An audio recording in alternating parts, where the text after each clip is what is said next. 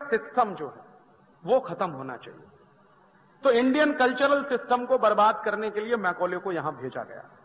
Macaulay जब यहां आया तो उसने इस देश का एक सर्वे कराया, और सर्वे करा के उसमें रिपोर्ट क्या आई?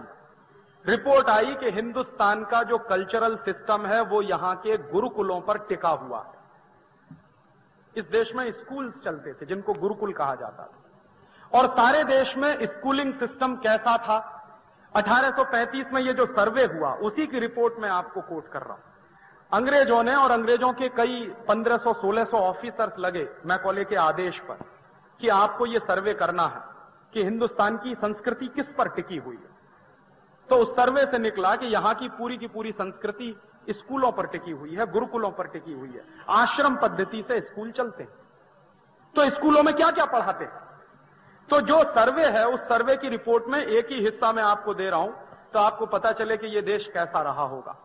मद्रास प्रेसिडेंसी में अंग्रेजों के सर्वे की रिपोर्ट बताती है 1835 में 1.5 लाख कॉलेज हैं पूरी प्रेसिडेंसी। और मैंने उस जमाने के अंग्रेजों के लैंड रेवेन्यू के रिकॉर्ड्स निकलवाए हैं इंडिया ऑफिस लाइब्रेरी से। उनको इसलिए निकलवाया कि यह पता करूं कि 1835-40 में मद्रास में गांव कितने हैं, कुल नंबर ऑफ विलेजेस कितना। तो टोटल गांव हैं 1,57,000 और कॉलेजेस कितने हैं? 1.5 लाख। 1,50,000 कॉलेज हैं। माने ऑन एन एवरेज हर गांव में एक कॉलेज है। और उस कॉलेज को अंग्रेज क्या कह रहे हैं अपनी टर्मिनोलॉजी में? उसी टर्मिनोलॉजी को मैं दे रहा हूं, हायर लर्निंग इंस्टीट्यूट्स, माने उच्च शिक्षा के कॉलेज हैं, कोई छोटे स्कूल नहीं। स्कूलों के बारे में तो वो कह रहे हैं कि हर गांव में 2-3 हैं, लेकिन ये जो 1.5 लाख हैं ये कॉलेजेस हैं। और इन 1.5 लाख कॉलेजों में पढ़ाया क्या जाता है? अंग्रेजों का वही सर्वे बता रहा है कि इनमें से 1,500 कॉलेजेस तो सर्जरी के कॉलेजेस हैं जहां एमएस की डिग्री मिलती है। अब उसको एमएस नहीं कहते होंगे, एमएस अंग्रेजी का शब्द है, संस्कृत में बड़ी भारी डिग्री है। सर्जरी की शिक्षा देने वाले 1,500 कॉलेजेस हैं मद्रास प्रेसिडेंसी में। सारे देश की बात नहीं चल रही, 1/3 हिंदुस्तान की बात चल रही। और वो सर्जरी में पढ़कर निकलने वाले लोग कौन हैं? यह भी बड़ा मजेदार। तो मद्रास प्रेसिडेंसी में एक जाति है जिस जाति को आप इस देश में नाई कहते हैं, जो बाल बनाते हैं। एक्चुअली वो 1500 कॉलेजेस में पढ़ने वाले जितने सर्जन हैं वो सब नाई हैं जाति से। तो कभी कभी इस देश में एक गलतफहमी हो गई है हमको अंग्रेजों की वजह से कि शूद्रों को तो पढ़ने ही नहीं दिया इस देश में लोगों। शूद्रों पे तो ब्राह्मणों ने इतने अत्याचार किए कि वो पढ़ ही नहीं पाए। अगर नाई सर्जन है इस देश में तो ये कैसे असंभव है कि शूद्रों को हमने पढ़ने नहीं दिया? और उस कॉलेज में पढ़ने वाले स्टूडेंट्स का जो परसेंटेज है, क्लासिफिकेशन किया है अंग्रेजों ने ब्राह्मण, वैश्य, शूद्र और क्षत्रिय के आधार पर। वो क्लासिफिकेशन क्या है? कॉलेजेस में पढ़ने वाले करीब 70% लोग शूद्र हैं 1.5 लाख कॉलेजेस में पढ़ने वाले, और 30% में ब्राह्मण भी हैं, क्षत्रिय भी हैं, वैश्य भी हैं। टोटल 30% में ब्राह्मण, क्षत्रिय, वैश्य और 70% में सिर्फ शूद्र। और उसी रिपोर्ट में एक दूसरी बात है कि हिंदुस्तान में जो शूद्र हैं इनके हाथ में सबसे बड़ी टेक्नोलॉजी है। ये अंग्रेजों की रिपोर्ट कह रही है, मेरी रिपोर्ट। टेक्नोलॉजी उनके हाथ में है, और टेक्नोलॉजी का ट्रांसफर भी सबसे ज्यादा यही जाति है जो कर रही है। तो मद्रास में और मद्रास के आसपास के इलाके में आज भी आप जाइए, एक जाति है वहां पर जिनको पेरियार कहते हैं। पेरियार जाति आज के समय में बहुत नीची जाति मानी जाती है मद्रास में, साउथ में, पूरे साउथ में। लेकिन 1835 में यह पेरियार जाति की हैसियत क्या है उस सर्वे के आधार पर? तो जो कॉलेजेस हैं वहां पर आर्किटेक्ट के, बिल्डिंग डिजाइन के कॉलेजों की संख्या करीब 2200-2300 के आसपास है पूरे मद्रास प्रेसिडेंसी। तो आर्किटेक्ट के जितने कॉलेजेस हैं उन सबके जो सबसे महत्वपूर्ण आचार्य हैं वो सब पेरियार हैं। और उनके यहां पढ़ने वाले जितने बड़े बड़े लोग हैं, बड़े बड़े आर्किटेक्ट हैं, वो सब पेरियार हैं जाति से। दक्षिण भारत में जितने मंदिर आपने देखे, मीनाक्षीपुरम का हो, मदुरई का हो, वगैरह वगैरह, दक्षिण भारत में मंदिरों की बड़ी भारी परंपरा, शायद वैसे मंदिर उत्तर भारत में हमको नहीं दिखाई देते। कंस्ट्रक्शन के हिसाब से, मंदिरों की डिजाइन के हिसाब से, और ऐसे अद्भुत अद्भुत मंदिर मैंने देखे हैं दक्षिण भारत में कि मंदिर में आप एक जगह खड़े हो जाइए एक कोने में और आवाज लगाइए तो 3 किलोमीटर दूर आपकी आवाज दूसरे को सुनाई दे जाए। डिजाइन का, कंस्ट्रक्शन का जो डिजाइन है वो। तो ये जो डिजाइन बनाने वाली जाति है ये है पेरियार, और पेरियार जातियों का सबसे बड़ा काम रहा है दक्षिण भारत में मंदिरों को बनाने का। तो मंदिर बनाने वाली ये जाति है जो पूरे दक्षिण भारत में सबसे मजबूत मानी जाती है। ये उनकी रिपोर्ट है अंग्रेजों की। बाद में क्या हुआ है, उसी पेरियार जाति को 1890 के बाद बर्बाद कर दिया अंग्रेजों ने। कैसे बर्बाद किया है? एक अंग्रेज ऑफिसर है जिसका नाम है A.O. ह्यूम, जिसने बाद में कांग्रेस बनाई है। यह मद्रास का कलेक्टर रहा। तो मद्रास के कलेक्टर की हैसियत से इस आदमी ने एक नोटिफिकेशन किया, कानून बना दिया। क्या कानून बना दिया? उस नोटिफिकेशन के पहले दक्षिण भारत के जितने मंदिर हैं वो पेरियार लोग बनाते हैं। A.O. ह्यूम ने नोटिफिकेशन किया कि आज के बाद पेरियार मंदिर नहीं बनाएंगे, और अगर बनाएंगे तो वो कानूनी अपराध होगा। कानून बना दिया उसने। कानून बना के उस जाति को मंदिर बनाने से रोक दिया उसने। तो नतीजा क्या हुआ? 50-60 साल के बाद ये जाति धीरे धीरे धीरे धीरे खत्म होती गई और आज बिल्कुल किनारे पर पड़ी हुई। अंग्रेजों ने ऐसे तोड़ा है भारतीय समाज को। सोसाइटी है इंडियन सोसाइटी। भारतीय संस्कृति की जो सबसे बड़ी विशेषता है कि पूरी की पूरी सोसाइटी इंटरडिपेंडेंट सोसाइटी रही। इसको अंग्रेज इस्तेमाल करते हैं, मैं भी उसको मुहावरे में कहता हूं फेस टू फेस कम्युनिटी है। फेस टू फेस कम्युनिटी माने हर कम्युनिटी के पास कुछ विशेष किस्म का हुनर है, दूसरे के पास अपना हुनर है, दोनों का हुनर एक दूसरे के काम में आ रहा है। जैसे कोई है जो जूता बना सकता है, मुझे जूता पहनना है तो उसका बनाया हुआ जूता मैं खरीद रहा हूं, बदले में उसको मैं अनाज दे रहा हूं, गेहूं दे रहा हूं, चावल दे रहा हूं।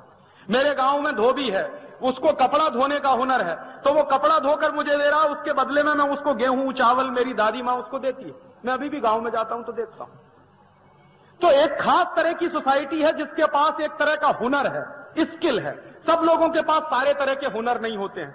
तो उन हुनर वाली सोसाइटीज को इस देश में शूद्र कहा गया, और अंग्रेजों ने उनकी हैसियत नीचे गिराई। क्योंकि मैकॉले जब यह कह रहा है कि इंडियन सोसाइटीज को तोड़ना है, अगर अंग्रेजों के लिए गुलाम बनाना है, तो वो एक मुहावरा इस्तेमाल कर रहा। वो कह रहा है कि किसी भी खेत में दूसरी फसल लगाने से पहले उस खेत को खूब जमकर जोता जाता है। माने हिंदुस्तान के समाज में विदेशी संस्कृति लाने से पहले इसको जोत दो कस के, माने जो कुछ है वो नाश कर दो, उसके बाद उसमें ब्रिटेन की संस्कृति के बीज डालो, तब कुछ इसमें से निकलेगा। और वो क्या कर रहा है? वो दो बातें कह रहा है जो मैं आज के समय में आपसे शेयर करना चाहता हूं। वो कह रहा है कि भारतीय समाज की संस्कृति को बर्बाद करने के लिए दो चीजें बहुत जरूरी हैं जो मेरे समझ में आ गया है।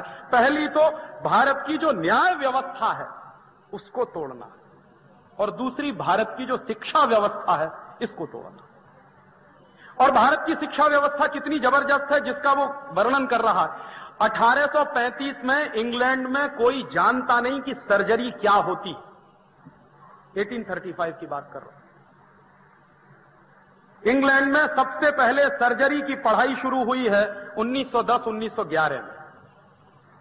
हिंदुस्तान में उससे हजारों साल पहले सर्जरी पढ़ाई जा रही है।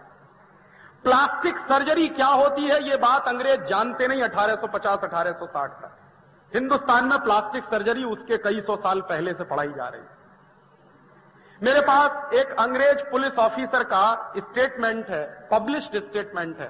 कर्नल कूट एक बड़ा ऑफिसर है जो हिंदुस्तान में लड़ने के लिए आया है, और ये लड़ा है हैदर अली के साथ। हैदर अली दक्षिण भारत का एक बड़ा राजा है, उससे कभी अंग्रेज जीत नहीं पाए।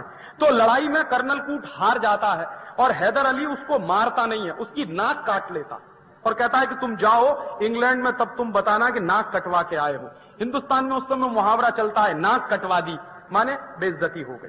तो हैदर अली कह रहा है कि तुम्हारी नाक काट के मैं ब्रिटेन भेजूंगा ताकि ब्रिटेन के लोग जाने कि तुम्हारी बेइज्जती हुई। कर्नल कूट की वो नाक काट लेता। कटी हुई नाक लेकर कर्नल कूट वहां से भागता। तो हैदर अली की सीमा के बाहर जब आता है तो एक गांव में पहुंचता है, उस गांव में उसको एक भाई मिलता है, वो कहता है कि ये कहां जा रहे हो तुम्हारी कटी हुई नाक लेके? तो कहता है चोट लग गई है। झूठ बोलता, क्योंकि कहेगा कि युद्ध में हार गया तो बेइज्जती हो जाएगी, तो कह रहा चोट लग गई है। तो उसने कहा कि मेरे गांव में एक वैद्य है, वो तुम्हारी ये नाक जोड़ सकता, चलो उसके पास। तो कर्नल कूट ने जो मेमोआर्स लिखे हैं उस पर से वो किताब है, उसमें उसने लिखा है कि 1.5 घंटे मेरा ऑपरेशन चला और उस 1.5 घंटे के बाद उस वैद्य ने मेरी नाक जोड़ दी। उसके बाद जब वो इंग्लैंड गया है वापस, तो उसका एक दोस्त है जो बड़ा सर्जन है लंदन में, उसको वो कहता है कि तुमको तो कुछ नहीं आता, जाके सीख के आओ, हिंदुस्तान में लोग देखो कितनी बड़ी सर्जरी करते हैं। तो वो आता है इंग्लैंड, लंदन से यहां आता और 6-7 साल यहां रहता है, सर्जरी सीख कर जाता है। उसके बाद लंदन में सर्जरी इंट्रोड्यूस होती है। हमको ठीक उल्टा बता रहे कि जो कुछ लाए वो अंग्रेज लाए, नहीं तो तुम्हारे पास कुछ था ही नहीं इस देश में। सच्चाई उसके उल्टी है कि अंग्रेज यहां से जो कुछ ले गए हैं उसी पे अपनी मोहर लगा के हमको पेश कर रहे हैं कि देखो हम ले आइए तुम्हारे लिए। तो इतना बड़ा एजुकेशन सिस्टम इस देश में चलता है तो उसके पीछे कुछ गहरी व्यवस्थाएं होंगी। अंग्रेज उसको खत्म कर रहे हैं। उसके लिए मैकॉले कानून बना रहा है। उस कानून का नाम है इंडियन एजुकेशन एक्ट। तो इंडियन एजुकेशन एक्ट जब लागू होता है इस देश में तो पहली बात उसमें क्या है कि जितने गुरुकुल चल रहे हैं इनको इल्लीगल घोषित करो। अंग्रेज सरकार यह फैसला कर रही है। और गुरुकुलों को इल्लीगल अगर घोषित कर दिया जाएगा तो गुरुकुलों को दान देने वाले जो लोग हैं वो सब इल्लीगल हो जाएंगे। तो गुरुकुलों को दान नहीं मिलेगा और गुरुकुलों को दान नहीं मिलेगा तो गुरुकुल अपने आप ही बंद होने वाले हैं। उसके बाद हम क्या करेंगे? हम कॉन्वेंट स्कूल इस देश में खोलेंगे। फिर ये उसकी प्लानिंग है। उस प्लानिंग से एजुकेशन एक्ट आता है, लागू होता है, गुरुकुलों को दान बंद किया जाता है, गुरुकुलों में पढ़ाने वाले लोगों पर अत्याचार होते हैं, उनको मारा जाता है, पीटा जाता है, जेल में बंद किया जाता है। और कुछ साल के बाद पता चला धीरे धीरे गुरुकुल बंद होने लगते हैं। फिर अंग्रेजों ने सबसे पहला कॉन्वेंट स्कूल खोला है कलकत्ता। और उस कॉन्वेंट स्कूल में बच्चों को पढ़ाई के लिए एडमिशन करवाना है, उसके लिए एक आदमी इस देश में खड़ा किया गया, उसका नाम है राजा राममोहन राय।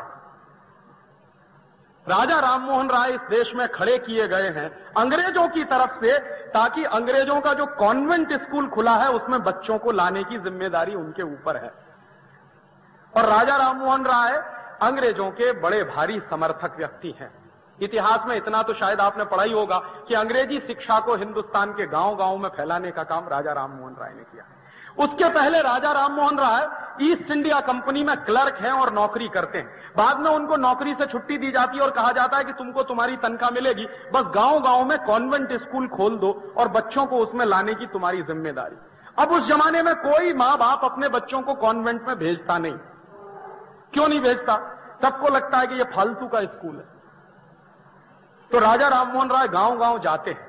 एक गांव का किस्सा मैं आपको सुनूं तो आपको थोड़ा पता चला। वर्धमान एक जगह है कलकत्ता के पास, बंगाल। वर्धमान में गए हैं राजा राममोहन राय और वहां के गांव के लोगों की मीटिंग बुला के कन्विंस कर रहे हैं कि आप अपने बच्चों को कॉन्वेंट स्कूल में भेजिए। तो एक गांव का किसान उनसे पूछता है कि क्या मिलेगा वहां हमारे बच्चों को? तो कहते हैं अंग्रेजी पढ़ाई जाएगी।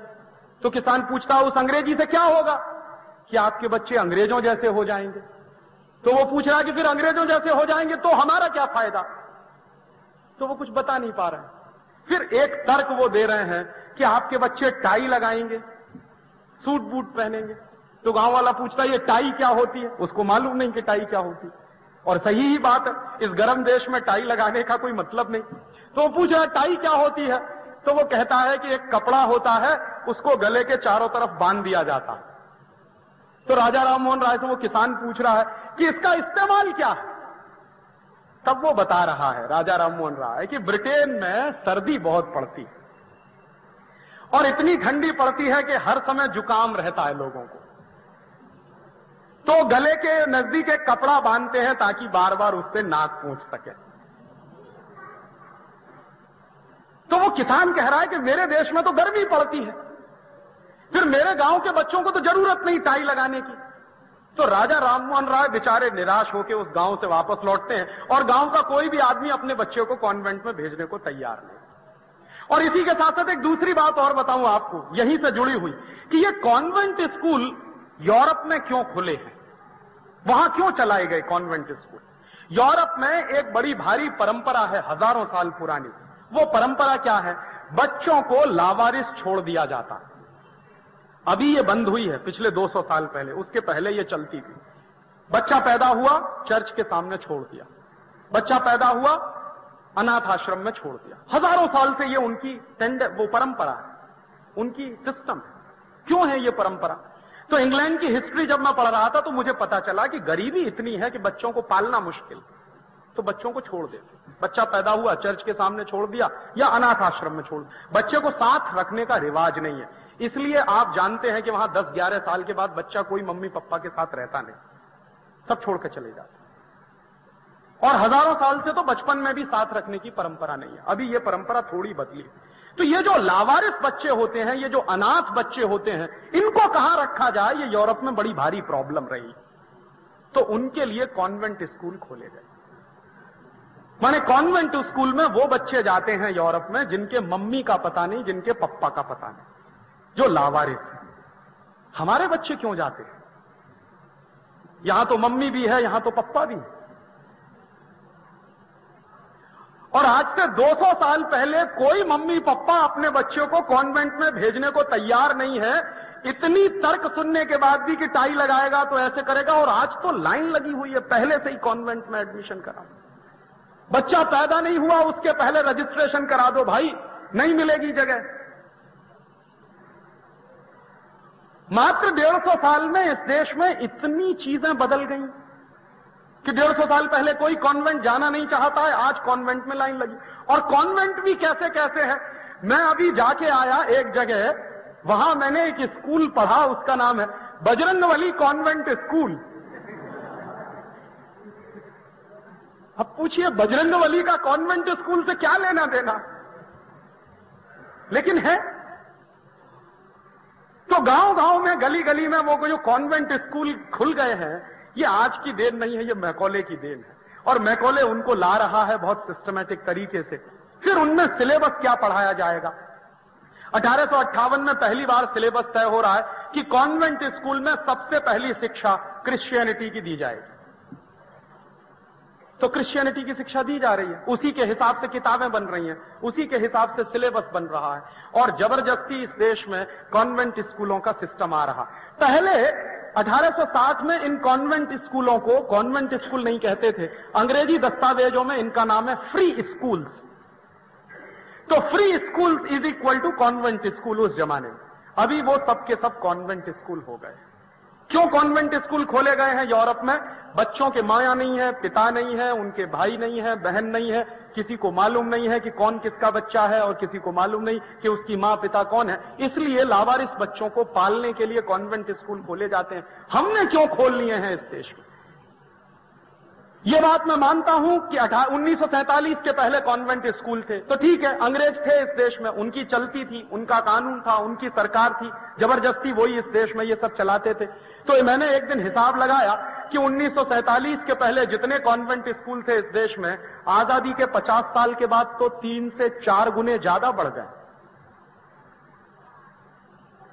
और अंग्रेज इस देश में जो ला रहे हैं सिस्टम, क्यों ला रहे हैं? ताकि भारतीय संस्कृति का नाश किया जाए।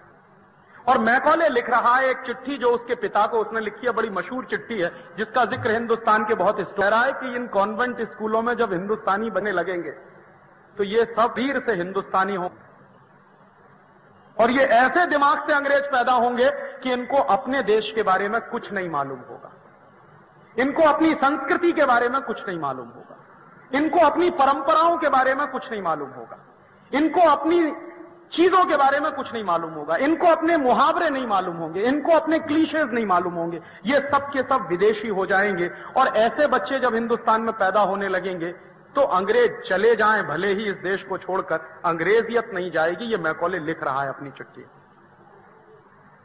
वही सच्चाई हमारे सामने हम देख रहे हैं। और हमने अब किस तर्क पर इन कॉन्वेंट स्कूलों को अपना लिया है?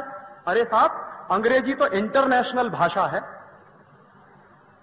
और मैं दुनिया के हर उस व्यक्ति को चैलेंज करता हूं जो ये कहता है कि अंग्रेजी इंटरनेशनल भाषा है। दुनिया में इस समय 200 से ज्यादा देश हैं, और मात्र 12 देशों में अंग्रेजी चलती है, सिर्फ 12 देशों में। 200 देशों में से मात्र 12 देशों में अंग्रेजी चलती है। 188 देशों में उनकी अपनी मातृभाषाएं चलती हैं। तो कैसे अंग्रेजी इंटरनेशनल भाषा? अंग्रेजी इंटरनेशनल भाषा तब मानी जाती जब दुनिया के 200 देशों में से 150 देशों में अंग्रेजी चलती और 50 देशों में मातृभाषा चलती। मैं मान लेता कि अंग्रेजी मात्र वहां की इंटरनेशनल भाषा। मात्र 12 देशों में अंग्रेजी चलती है। अमेरिका है, कनाडा है, ब्रिटेन है और थोड़ा सा लैटिन अमेरिका के देश है। और वहां तो मैं मानता नहीं कि अंग्रेजी चलती है, ज्यादा लैटिन चलती है। अंग्रेजी की खिचड़ी बन गई है लैटिन के साथ। एक दूसरा तर्क है कि साहब अंग्रेजी में बहुत शब्द हैं। कुल गिन लीजिए अंग्रेजी के शब्दों की संख्या। कोई भी बड़ी से बड़ी डिक्शनरी उठा लीजिए, चैम्बर्स ले आइए, चाहे ऑक्सफोर्ड ले आइए, चाहे कैम्ब्रिज की डिक्शनरी ले आइए, शब्दों को गिन लीजिए, उसमें ओरिजिनल शब्द कितने हैं और दूसरी भाषाओं से लिए गए शब्द कितने हैं। तो आपको पता चलेगा कि पूरी अंग्रेजी भाषा में उनके अपने ओरिजिनल वर्ड्स मात्र 12,000 हैं, ओनली 12,000। और अकेले गुजराती में ओरिजिनल शब्दों की संख्या 40,000 है, सिर्फ गुजराती में। हिंदी की तो बात छोड़ दीजिए। मराठी में ओरिजिनल शब्दों की संख्या 40 से 45,000 है। हिंदी में अपने ओरिजिनल शब्दों की संख्या 70,000 से ऊपर है। तो अंग्रेजी में शब्द हैं कहां के? फिर अंग्रेजी के शब्द सब चोरी किए हुए शब्द हैं। या तो फ्रेंच के हैं, या तो लैटिन के हैं, या तो ग्रीक भाषा के पुराने शब्द हैं, या तो इधर साउथ ईस्ट एशिया की कुछ लैंग्वेजेस चली हैं उनके शब्द हैं। अंग्रेजी के पास अपना कोई शब्द नहीं। और यह भाषा इतनी लाचार है, इतनी पंगु है कि चाचा हो, ताऊ हो, मामा हो, फूफा हो, सब अंकल, चाची हो, ताई हो, भाभी हो, नानी हो, सब आंटी, उनके पास इसके अलावा शब्द ही नहीं है। जिस भाषा में अपने रिश्तेदारों को कहने के शब्द नहीं हो, वो भाषा कैसे अच्छी भाषा मानो?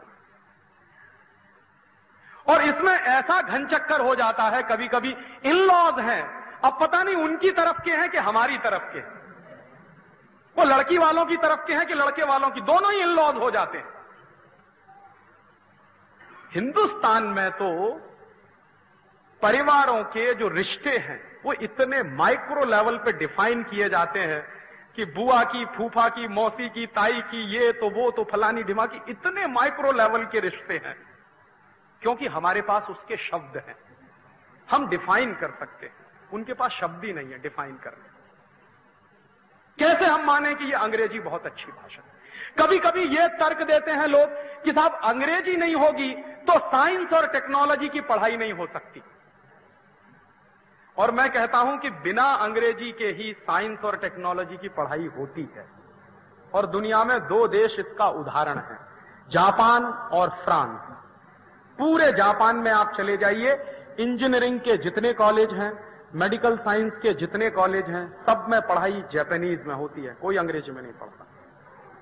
जापान के चार्टर्ड अकाउंटेंट्स, जापान के मैनेजमेंट में काम करने वाले सारे स्टूडेंट जापानीज में पढ़ते हैं। तो साइंस और टेक्नोलॉजी की पढ़ाई सिर्फ अंग्रेजी में होती है, यह दुनिया का सबसे रद्दी तर्क है। फ्रांस में चले जाइए, बचपन से लेकर और उच्च शिक्षा तक सब फ्रेंच में पढ़ाया जाता है।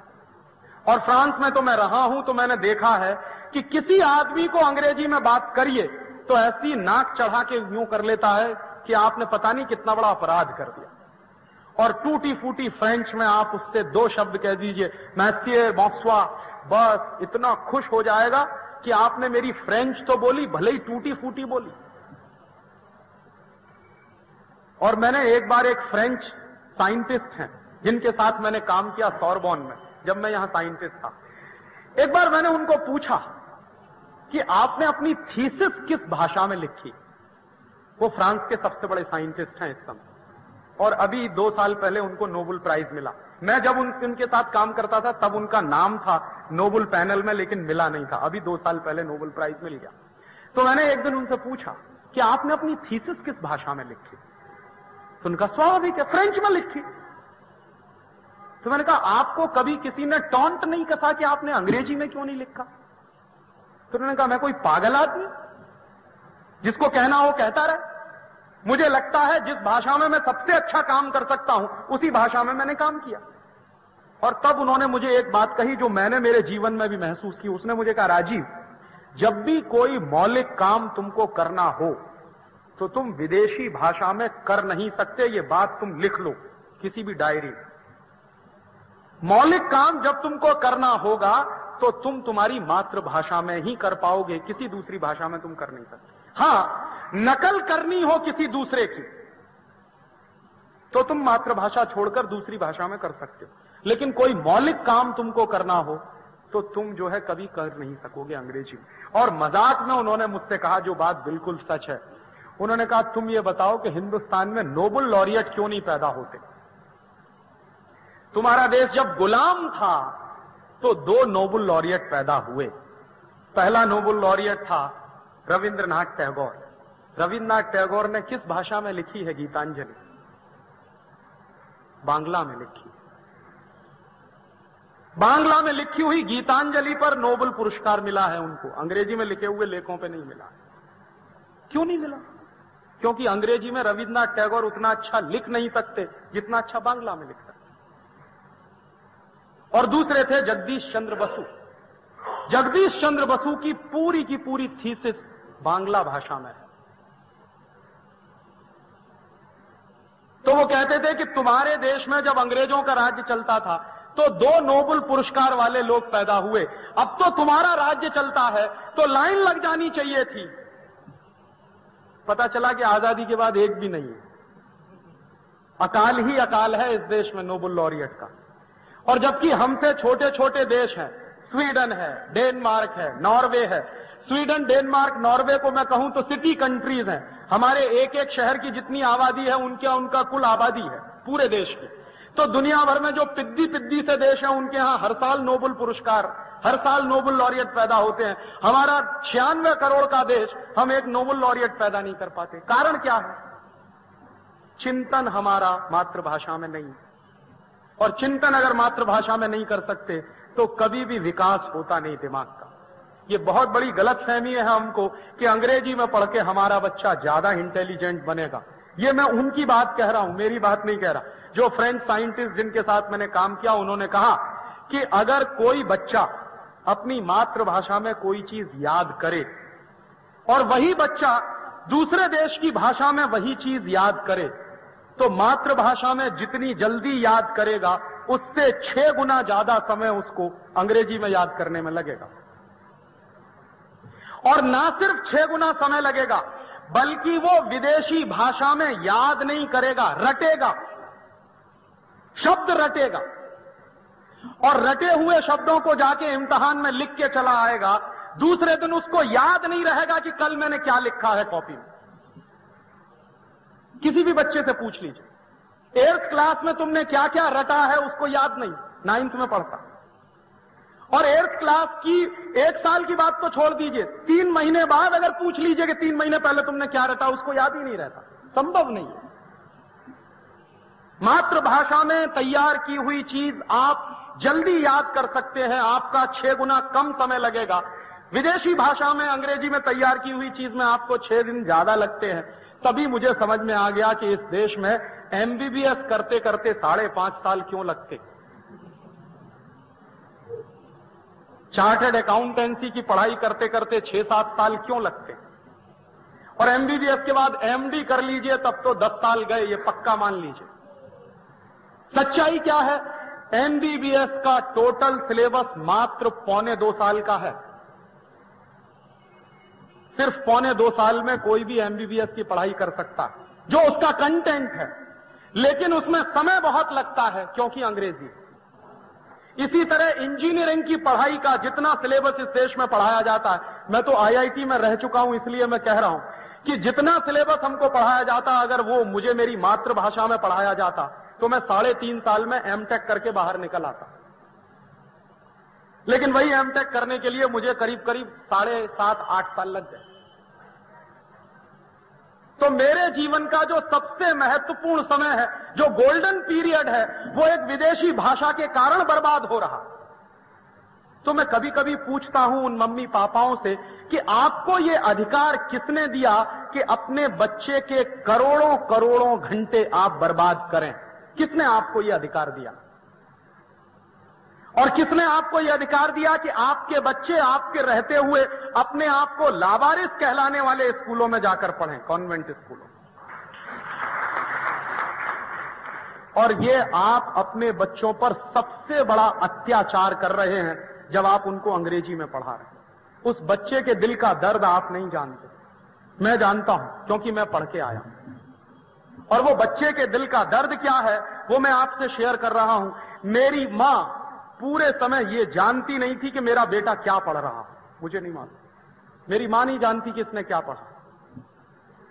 जब मेरी मां मेरे बारे में जानती नहीं कि इसने क्या पढ़ा है, तो उसके लिए उसको ट्यूटर रखना पड़ता।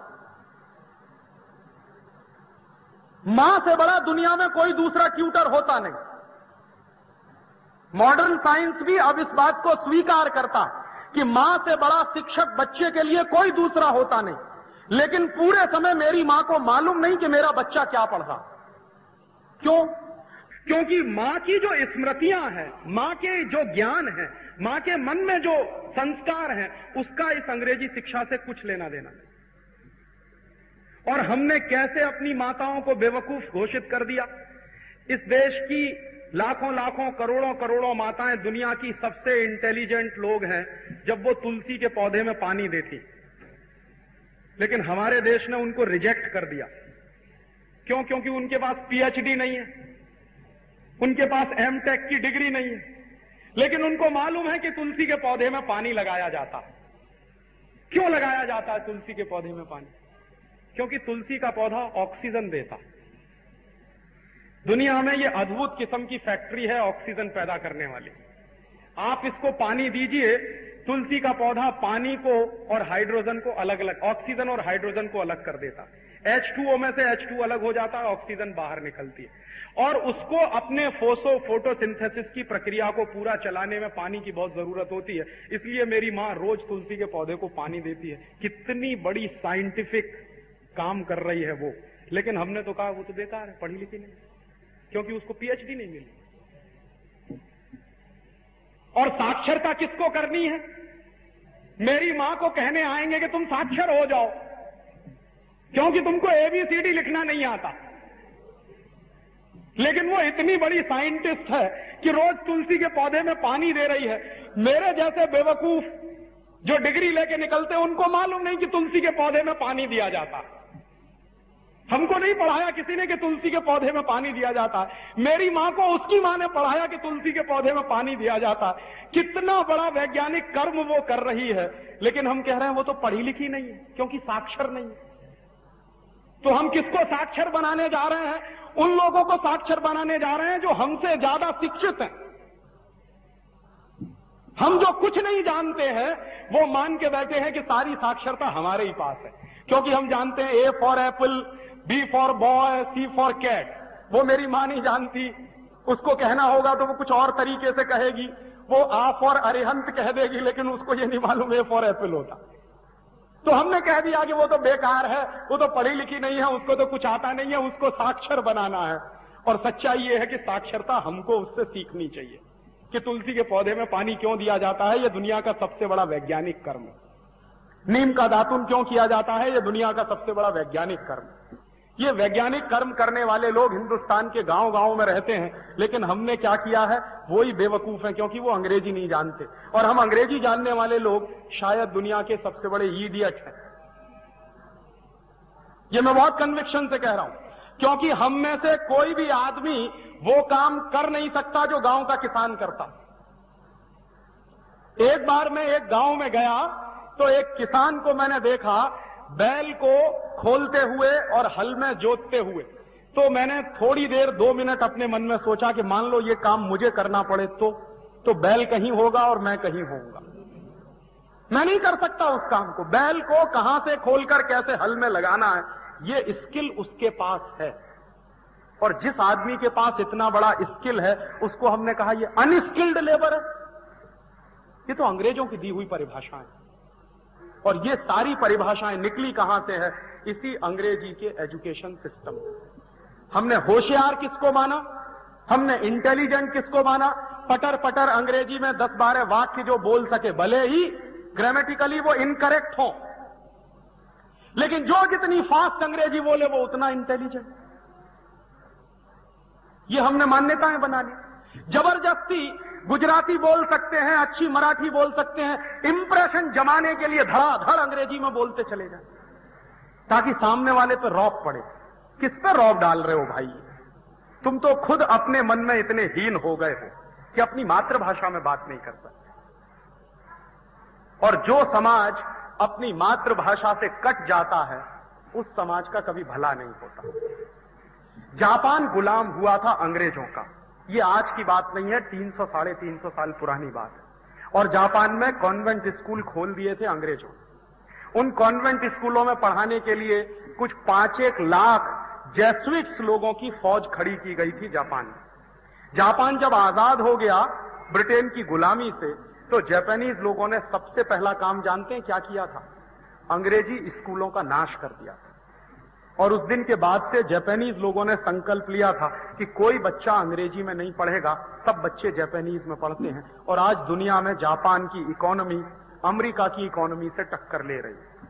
चाइना एक दूसरा देश, कोई भी बच्चा वहां अंग्रेजी में नहीं पढ़ता। और चाइना की इकोनॉमी दुनिया में इस समय 2nd लार्जेस्ट इकोनॉमी मानी जाती है। सबसे ज्यादा वाइब्रेंट इकोनॉमी है चाइना की इकोनॉमी। ऐसे ही दुनिया में फ्रांस है, कोई अंग्रेजी में नहीं पढ़ता, लेकिन फ्रांस यूरोप में इस समय काफी आगे है। हमारे मन में ये गलतफहमी है कि अंग्रेजी में पढ़ेंगे तभी आगे बढ़ेंगे। इस गलतफहमी में से बाहर निकल आइए। ये अंग्रेजों की दी हुई गुलामी की व्यवस्था है जो आज भी हम इस देश में चला रहे हैं। और इसलिए मैं ये कहता हूं कि ये जो अंग्रेजियत का सिस्टम है, ये अंग्रेजों का दिया हुआ जो सिस्टम है, ये गुलामी के समय से चल रहा है। और आजादी के 50 साल भले ही आ गए हैं, लेकिन व्यवस्था वही चल रही है। अंग्रेजों का बनाया हुआ आईपीसी चल रहा है, अंग्रेजों का बनाया हुआ सीआरपीसी चल रहा है, अंग्रेजों का बनाया हुआ सीपीसी चल रहा है। कभी कभी एक मजाक में मेरे कुछ दोस्त मुझको कहते हैं कि राजीव, अगर अंग्रेज नहीं आते तो इस देश में न्याय नहीं मिलता। कभी अंग्रेज आए तो न्याय मिला इस देश को। तो मैं उनको एक कहानी सुनाता हूं कि अंग्रेजों के पहले कैसा न्याय था और अंग्रेजों के बाद कैसा न्याय है। हमारे देश में एक राजा था, उसका नाम था चंद्रगुप्त विक्रमादित्य। उसके राज्य में 2 महिलाओं में झगड़ा हो गया। क्या झगड़ा हुआ? एक बच्चा था, उसको क्लेम करने वाली 2 माताएं थी। एक माता कहती थी कि ये मेरा है, दूसरी कहती थी ये मेरा है। अब उस झगड़े को लेकर, उस केस को लेकर दोनों माताएं गई कोर्ट में। राजा की जुडिशियल काउंसिल बैठी, मुकदमा पेश किया गया। एक महिला खड़ी हुई, उसने सिद्ध किया कि ये मेरा बच्चा। दूसरी भी खड़ी हो गई, उसने भी सिद्ध कर दिया कि ये मेरा बच्चा। राजा ने कहा कि तलवार ले आओ, आधा आधा काट दो, आधा एक को दे दो, आधा दूसरे को दे दो।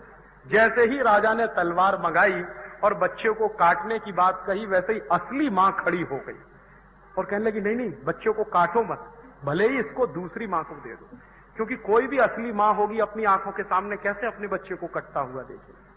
राजा को पता चल गया कि यही असली मां है, तो राजा ने उस बच्चे को उसकी असली मां को दे दिया। 2.5 मिनट के अंदर पूरे केस का फैसला हो गया।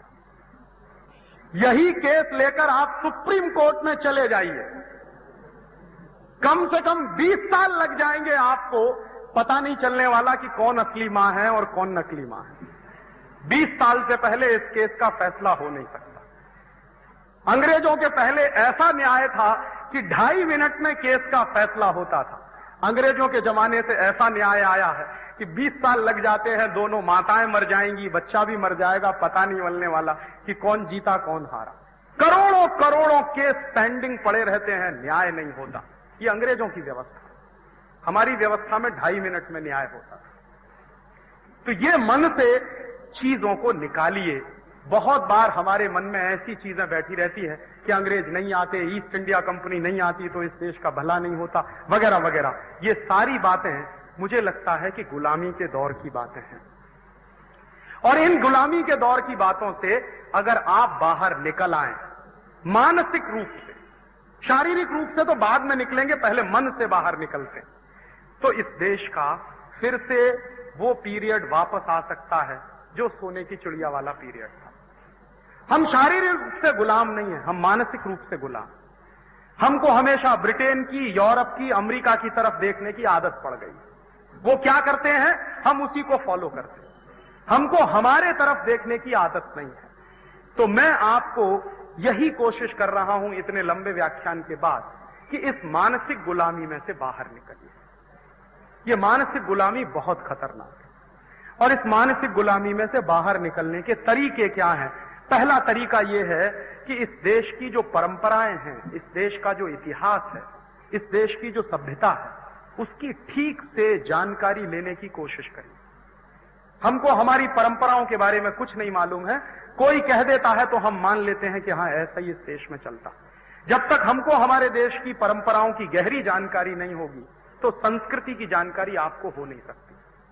और उन परंपराओं और संस्कृति की जानकारियों को अगर आप हासिल कर लें तो आप मानसिक गुलामी में से बाहर आ जाएंगे। और अगर हम मानसिक गुलामी में से बाहर आ गए तो इस देश को हम बहुत आगे ले जा सकेंगे।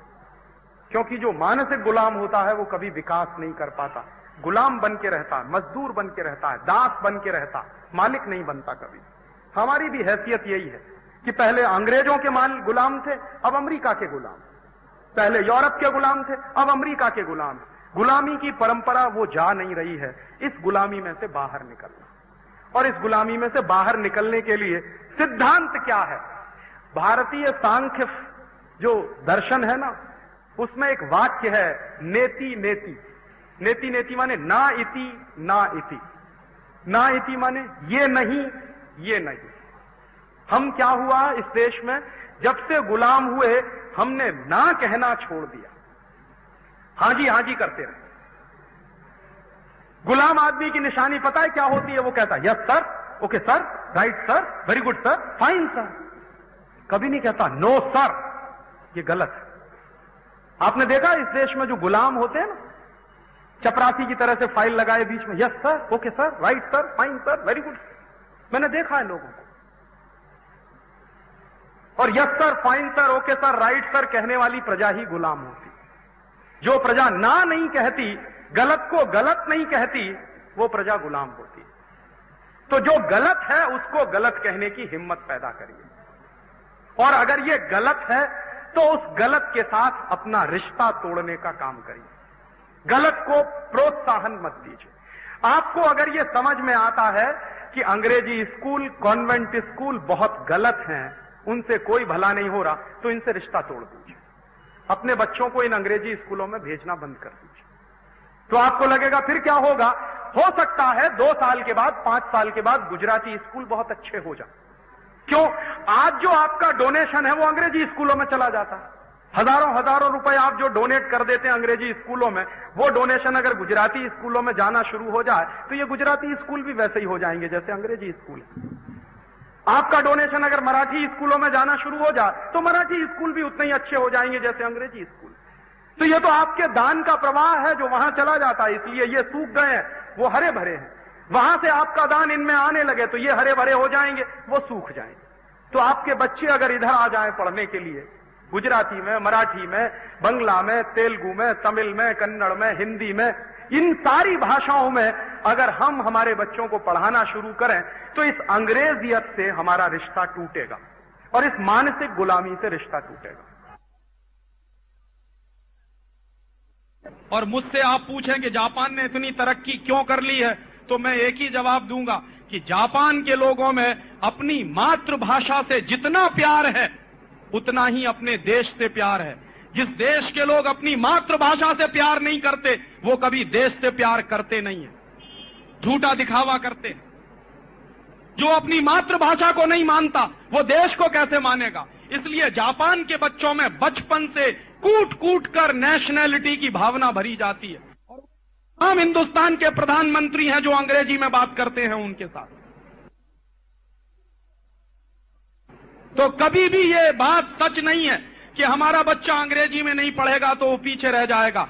सच्चाई इसके उल्टी है कि जब आपका बच्चा मातृभाषा में पढ़ेगा तभी वो होशियार बनेगा और तभी उसका डेवलपमेंट होगा। उसका कारण क्या है?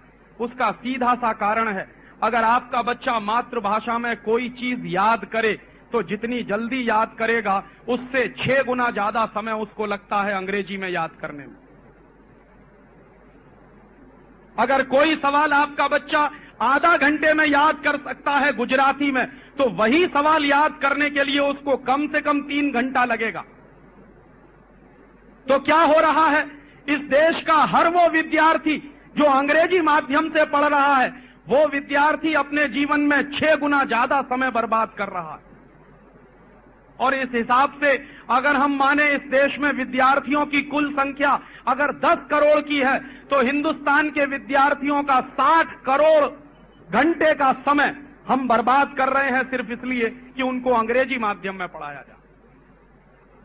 और कई लोग मुझको कहते हैं कि राजीव भाई, अंग्रेजी बहुत बड़ी अच्छी भाषा है, अंग्रेजी बहुत समृद्ध भाषा है। और उनको मैं ये तर्क देता हूं कि किसी भी भाषा की समृद्धि इस बात से तय होती है कि उसमें कितने शब्द हैं।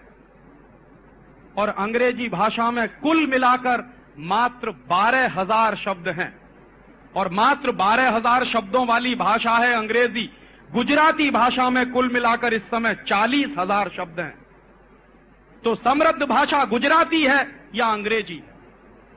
मराठी भाषा में इस समय 48,000 से ज्यादा शब्द हैं। और हिंदी की बात मैं करना शुरू करूं तो हिंदी में लगभग 70 से 80,000 शब्द हैं। तो समृद्ध भाषा अंग्रेजी नहीं है, समृद्ध भाषा गुजराती है, मराठी है, हिंदी है, तेलुगु है, तमिल है, कन्नड़ है, मलयालम है। ये सारी भाषाएं समृद्ध हैं। और एक जानकारी और दे दूं, अंग्रेजी दुनिया की सबसे रद्दी भाषा है। क्यों? क्योंकि इस भाषा के नियम कभी भी एक जैसे नहीं होते। दुनिया में सबसे अच्छी भाषा वो मानी जाती है जिसके नियम हमेशा से एक जैसे हों। जैसे संस्कृत भाषा के जो नियम आज से 1000 साल पहले थे, वही नियम आज भी हैं। लेकिन ये बात आप अंग्रेजी के बारे में नहीं कह सकते। अंग्रेजी में आज से मात्र 200 साल पहले दिस लिखा जाता था TIS, और आज लिखा जाता है THIS। मात्र 200 साल पहले दिस लिखते थे TIS करके, और आज लिखते हैं THIS। ये क्या चक्कर है? अंग्रेजी में मात्र 150 साल पहले जिन शब्दों की स्पेलिंग अलग होती थी, उन शब्दों की स्पेलिंग बदल गई है, बहुत बड़े पैमाने पर बदल गई। और अंग्रेजी भाषा एक ऐसी भाषा है जिसमें पता ही नहीं चलता, प्रोनंसिएशन कभी एक जैसा होता नहीं, एक्सेंट कभी एक जैसा होता नहीं। ऑस्ट्रेलिया में आप जाइए, कोई भाई आपसे कहेगा, अगर उसको कहना है टुडे, तो ब्रिटेन में जाइए तो टुडे कहेगा, ऑस्ट्रेलिया चले जाइए तो कहेगा टुडाई टुडाई टुडाई। तो कभी कभी मुझे आश्चर्य होता था कि टुडाई माने क्या होता है, TO2 और DIE माने मरने के लिए, और जबकि वो कह रहा है आज माने टुडे। समझ में ही नहीं आता। स्कॉटलैंड में चले जाइए एक प्रोनाउंसिएशन मिलेगा, आयरलैंड में चले जाइए दूसरा मिल जाएगा, इंग्लैंड में आ जाइए तीसरा मिल जाएगा, ऑस्ट्रेलिया चले जाइए चौथा मिल जाएगा, अमेरिका पहुंच जाइए पांचवा मिल जाएगा।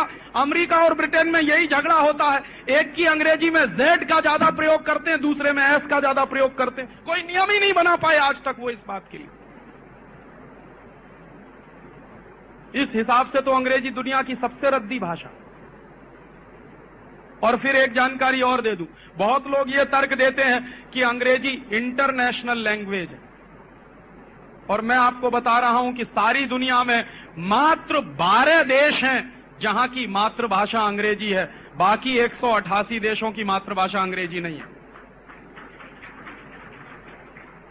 बाकी 188 देश जो हैं उनकी मातृभाषाएं अंग्रेजी से अलग हैं।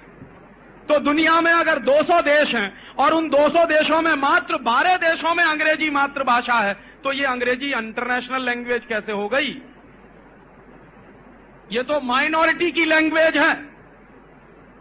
और जनसंख्या के हिसाब से देखना शुरू कर दीजिए तो अंग्रेजी बोलने वालों की जनसंख्या दुनिया में मुश्किल से कुल जनसंख्या का 2-3% है, बस मुश्किल से 2-3%।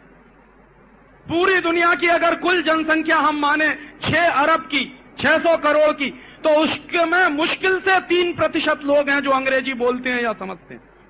बाकी सारे के सारे लोग नॉन अंग्रेजी वाले लोग हैं। तो कैसे मैं मान लूं कि ये इंटरनेशनल लैंग्वेज है?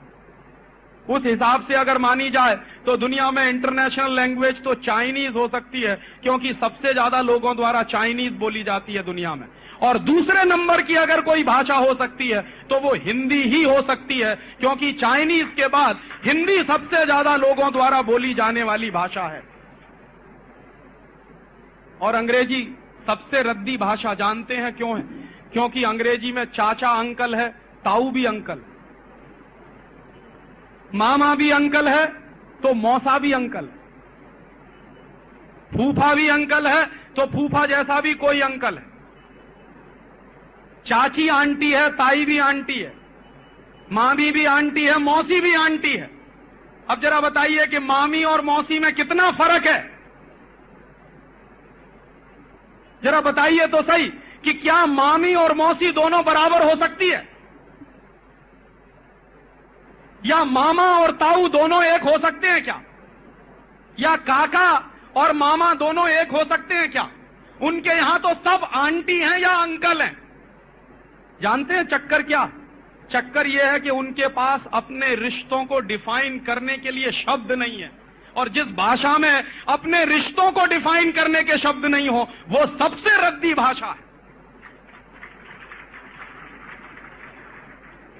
ये खामखा की गलतफहमी हमारे मन में आ गई है कि अंग्रेजी बड़ी ऊंची भाषा है। ये तो चूंकि अंग्रेज आ गए और हम उनके गलती से गुलाम हो गए, इसलिए अंग्रेजी आ गई इस देश में। अगर अंग्रेज नहीं आए होते तो शायद संस्कृत इस देश की राष्ट्रभाषा होती। और आज आपको एक जानकारी और दे दूं, दुनिया में कंप्यूटर के लिए सबसे ज्यादा वैज्ञानिक भाषा अगर कोई है तो वो संस्कृत है। और ये सारे वैज्ञानिक कह रहे हैं कंप्यूटर चलाने के लिए जो बेस्ट एल्गोरिथम तैयार किया गया है वो संस्कृत की मदद से तैयार हुआ। दुनिया में अमेरिका में जो सुपर कंप्यूटर चल रहे हैं उन सुपर कंप्यूटर्स की प्रोग्रामिंग अब संस्कृत में तैयार करने की कोशिश चल रही। शायद आप नहीं जानते, आपसे ज्यादा संस्कृत पर रिसर्च इस समय जर्मनी में चल रही है। काहे को चल रही है? क्यों? पागल नहीं है वो लोग। वो जानते हैं कि इस भाषा में कितना खजाना छुपा हुआ। वो जानते हैं कि इस भाषा में, हिंदुस्तान में लाखों लाखों दस्तावेज अभी भी रखे हुए हैं संस्कृत में, जिनमें बेशकीमती खजाने छुपे हुए हैं, और आपको आपकी भाषा से काटकर एक विदेशी भाषा में डाल दिया गया है। और ये विदेशी भाषा में बहुत गहरा असर दिमाग पर पड़ता है। मैं चैलेंज के साथ कहता हूं, कोई भी बड़े से बड़ा 30 मारखा अंग्रेजी बोलता है तो जानते हैं क्या करता है? पहले मातृभाषा में सोचता है, फिर उसको ट्रांसलेट करता है, माने 2 गुनी मेहनत करता है, तब अंग्रेजी बोलता है। और आपको एक जानकारी और दे दूं, आप अपने जीवन के अत्यंत निजी क्षणों में मातृभाषा इस्तेमाल करते हैं, कभी दूसरी भाषा निकलती नहीं मुंह से। जब बीमार होते हैं, कष्ट होता है, तो मां निकलता है मुंह से, मम्मी नहीं निकलता, मदर नहीं निकलता, मॉम नहीं निकलता। क्यों? और जब आप बहुत ज्यादा गुस्सा होते हैं तो भी गाली मुंह में मातृभाषा में ही निकलती है, अंग्रेजी में नहीं निकलती। तो आप अपने जीवन के जितने व्यस्ततम निजी क्षण होते हैं अपनी मातृभाषा में ही बात कर सकते हैं। और तब इस बच्चे को, जिसको आपने अंग्रेजी में डाल दिया है, उसके ऊपर कितना बोझा पड़ता है इसका आपको अंदाजा नहीं है। आप अपने घर में मातृभाषा में बातें करते हैं, कच्छी में बातें करते हैं, गुजराती में बातें करते हैं, बच्चा उसी को सुनते सुनते सीखता है। बच्चा सीखता कैसे है? बच्चा सीखता है नकल करके। तो जिस तरह से आप प्रोनाउंशिएट करते हैं वैसे ही बच्चा प्रोनाउंशिएट करने की कोशिश करता है, और उससे उसकी भाषा का विकास होता है। तो स्वाभाविक रूप से जो वो सीख कर आया है उसके ठीक उल्टी भाषा में आप उसको पढ़ने के लिए मजबूर करते हैं। तो नतीजा क्या निकलता है? नतीजा निकलता है कि वो बच्चा फिर पढ़ता नहीं है, रटता है चीजों को। और अगर मैं गुजराती में कहूं तो पोपट हो जाता है। तो जो पोपट हो जाता है बच्चा, उसकी एक खासियत होती है। किसी भी बच्चे को आप पढ़ाइए, मान लीजिए आपका बच्चा कक्षा 8 में पढ़ता है और उसका इम्तिहान हुआ है, तो इम्तिहान के लिए वो रटेगा और रटने के बाद इम्तिहान में लिख कर आएगा। 2 दिन बाद आप उससे पूछ लीजिए, उसको कुछ भी याद नहीं है कि उसने क्या लिखा 2 दिन पहले। 2 दिन बाद वो भूल जाएगा उसने क्या लिखा। 1 साल की तो बात ही छोड़ दीजिए, मुझे खुद याद नहीं है अंग्रेजी में जितनी चीजें मैंने रटी हैं, वो मुझे खुद याद नहीं, आज मुझे खुद याद नहीं। और इस अंग्रेजियत की शिक्षा व्यवस्था कैसा सत्यानाश करती है, वो मैं मेरा एक उदाहरण आपको देना चाहता हूं। मैं कक्षा 9 में जब पढ़ता था तो मुझको मार मार के एक फॉर्मूला सिखाया गया मैथमेटिक्स का, x प्लस वाई का whole square is equal to X square plus 2xy plus Y square. फिर इसी को सिखाया गया x minus Y whole square is equal to X square minus 2xy plus Y square. अक्सर क्या होता था, मैं भूल जाता था। क्या भूल जाता था? x प्लस वाई में प्लस होगा, x माइनस वाई में प्लस होगा, इसी में अक्सर भूल जाता था। तो अक्सर क्या होता था कि x प्लस वाई में माइनस 2xy लिखता था या x माइनस वाई में प्लस 2xy लिखता था। अक्सर गणित में मेरे नंबर कट जाते थे, तो मेरी पिटाई होती थी। और उस पिटाई के डर की वजह से मैंने एक बार 3 महीने सारी पढ़ाई बंद करके ये दोनों फॉर्मूले रटना शुरू किया। और 3 महीने रटता रहा। 10 किलो कॉपी मैंने भर दी होगी इन 2 फॉर्मूलों को रटने के लिए। लेकिन आज मैं कह रहा हूं कि इन दोनों फॉर्मूलों का मेरे जीवन में कोई इस्तेमाल नहीं। मैं 2 वर्ष तक एक रिसर्च प्रोजेक्ट में काम भी करता रहा वैज्ञानिक की हैसियत से। उस समय भी मेरे जीवन में इन दोनों फॉर्मूलों का कोई इस्तेमाल नहीं हुआ। और इन दोनों फॉर्मूलों को तैयार करने में मैंने मेरे जीवन का 3 महीना लगा दिया। पिटाई खाई, डांट खाई, अध्यापक से बेइज्जती सहन की कि तुम नालायक हो, तुमको ये 2 फॉर्मूले भी याद नहीं होते। तो इतनी पिटाई हुई, इतनी बेइज्जती हुई क्लास में, चूंकि ये 2 फॉर्मूले याद नहीं होते थे। और इतना समय बर्बाद करके मैंने जो 2 फॉर्मूले याद किए, उनका मैं करूं क्या अपने जीवन में? और ऐसा एक नहीं है, मैं आपको सैकड़ों हजारों उदाहरण दे सकता हूं कि जो कुछ आपके बच्चे याद कर रहे हैं, जो कुछ आपके बच्चे पढ़ रहे हैं, उसमें से मुश्किल से 5% उनके जीवन में काम आने वाला है। 95% तो बेकार ही जाने वाला है। और लाद लाद के बोझा हमारे बच्चों पर, जानते हैं क्या बना रहे हैं? हमारे बच्चों को गधा बना रहे हैं। गधा क्या होता है? बोझा लादते जाइए, लादते जाइए, लादते जाइए। ऐसे ही हम हमारे बच्चों पर सिलेबस का बोझा लादते ही जा रहे हैं, लादते ही जा रहे हैं, लादते ही जा रहे हैं। माने हम हमारे बच्चों को गधा बना रहे हैं। इतना होमवर्क, ट्यूशन पढ़ाने आए वो भी होमवर्क देता, स्कूल में पढ़ने जाए वहां भी होमवर्क मिलता। और मैं आपको कह रहा हूं कि जो होमवर्क इनके टीचर्स देते हैं बच्चों के, उनसे पलटकर पूछ लीजिए, उनको नहीं आता वो होमवर्क कैसे होने वाला। मेरे एक बड़े परिचित दोस्त हैं हरीश भाई, उनका छोटा सा बच्चा कॉन्वेंट स्कूल में पढ़ता। अभी एक दिन मैं उनके घर गया तो रो रहे थे, बड़े उदास थे। कहने लगे इसकी टीचर ने होमवर्क दे दिया। क्या होमवर्क दे दिया है? साइकिल के पूरे 80 पंजर के नाम लिख के ले आओ और उनका नाम लिखते हुए एक एक वाक्य इस्तेमाल कर लाओ। तो मैंने उस बच्चे से कहा कि अपनी टीचर को जाके कहना कि तुम एक एक वाक्य बनाकर दे दो, तब मैं देखता हूं कि वो कितनी पढ़ी लिखी है। जो होमवर्क अध्यापक नहीं कर सकते वो बच्चों पे लाद देते। और बाद में क्या होता है? उसकी खुन्नस निकालने के लिए बच्चों को मारते हैं, पीटते हैं, उनको डांटते हैं, उनकी बेइज्जती करते हैं और बच्चों का दिमाग कुंठित कर देते हैं। ये जो शिक्षा व्यवस्था है, ये बच्चों को गधा बनाने वाली व्यवस्था है। और मैकॉले ने इसलिए इस देश में ये व्यवस्था चालू की थी ताकि इस देश के बच्चे गधे बने, इंटेलिजेंट नहीं बने। और ये इसी शिक्षा व्यवस्था का परिणाम है जो इस देश में दिखाई देता। जब हम गुलाम थे तब इस देश में 2 नोबेल लॉरियट पैदा हुए थे। अब आजादी आ गई है तो एक का भी पता नहीं है इस देश में। और हमसे पिद्दी से देश हैं दुनिया में जहां हर साल कोई ना कोई नोबेल लॉरियट पैदा हो जाता। ये नोबेल लॉरियट जानते हैं कौन होता है? जो बच्चा मौलिक काम करता है, कुछ नया काम करता है, वो नोबेल प्राइज पाता है। नोबेल प्राइज पाने के लिए पीएचडी करना जरूरी नहीं है, बीटेक एमटेक करना जरूरी नहीं है। न्यूटन कक्षा 9 में फेल हो गया था, उस न्यूटन को हम सब याद करते। आइंस्टीन कक्षा 10 के आगे पढ़ नहीं पाया कभी, उस आइंस्टीन को हम याद करते। मैक्स प्लैंक ने इतनी बड़ी थ्योरी दी सारी दुनिया में, E is equal to H nu. वो E is equal to H nu theory देने वाला मैक्स प्लैंक कभी स्कूल गया नहीं, उसने स्कूल का मुंह नहीं देखा। शेक्सपियर कभी किसी विद्यालय में से पीएचडी करके नहीं आया। और हमारे देश में देखिए, तुलसीदास ने कौन से विश्वविद्यालय में से पीएचडी ली थी, जरा बताइए। और उनकी लिखी हुई रामचरितमानस हिंदुस्तान के गांव गांव में गाई जाती। महर्षि वेदव्यास ने कौन सी यूनिवर्सिटी से डिग्री ली थी, जो उनकी महाभारत सारे देश में गाई जाती और उस पर रिसर्च की जाती। डिग्री लेने से कभी इंटेलिजेंट होने का कोई वास्ता नहीं, बल्कि इस देश में तो यह सिद्ध हुआ है, जिसने डिग्रियां नहीं ली हैं वो इंटेलिजेंट हुए हैं इस देश में, और उन्होंने मौलिक काम किए। डिग्री लेने वाले तो बोझे के नीचे दबे रहते हैं, उनका मेंटल डेवलपमेंट नहीं हो पाता। और तब मैं आपसे कुछ कहने आया। समय हो गया है मुझे गाड़ी पकड़नी, रात को मुझे सूरत जाना, इसलिए यह व्याख्यान मुझे यहीं खत्म करना पड़ेगा। लेकिन कंक्लूड करते हुए 2-3 बातें कहना चाहता हूं कि इस देश में जो गुलामी का माहौल अंग्रेजों के जमाने में था, वही गुलामी आज भी चल रही। जो शिक्षा व्यवस्था अंग्रेजों के जमाने में थी, वही आज भी चल रही है। जो न्याय की व्यवस्था अंग्रेजों के जमाने में थी, वही आज भी चल रही है। जिस तरह के कानून अंग्रेजों के जमाने में थे, वही कानून आज भी चल रहे हैं। और जिस तरह की अर्थव्यवस्था अंग्रेजों के जमाने में थी, वही अर्थव्यवस्था आज भी चल रही है।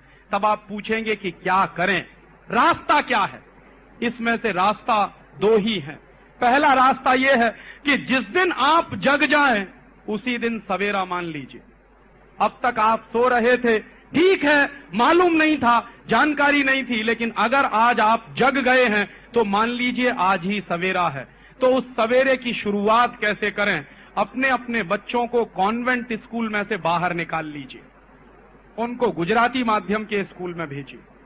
और गलती से भी कभी किसी को ये सलाह मत दीजिए कि अपने बच्चों को अंग्रेजी माध्यम में पढ़ाओ, क्योंकि इस अंग्रेजियत की व्यवस्था को अगर बदलना है तो आपके बच्चों को अपनी मातृभाषा में पढ़ना ही पड़ेगा, नहीं तो वो अंग्रेजियत में ही फंसते चले जाएंगे।